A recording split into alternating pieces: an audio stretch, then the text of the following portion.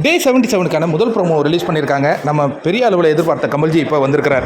என்ன சொல்கிறாருன்னா, இந்த வாரத்தின் தொடக்கத்தில் ஒரு பரிதாரம் பூசினாங்க. கலை, கோபம், வன்மம் இது எல்லாத்தையும் குறைக்குன்னு சொல்லுவாங்க. அதற்கு ஏற்ற மாதிரியே நடந்த நிகழ்வுகளை நான் பார்த்தேன்.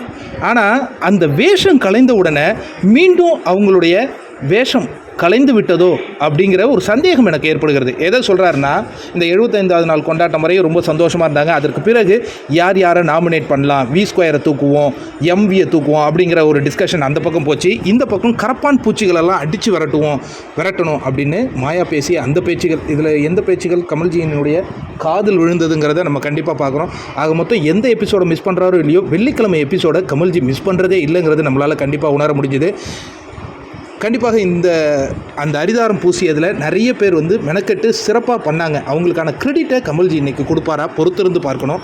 நிறைய விஷயங்கள் இருக்குது. யாருடைய சாயம் வெளுத்து விட்டதுன்னு கமல்ஜி சொல்கிறார்.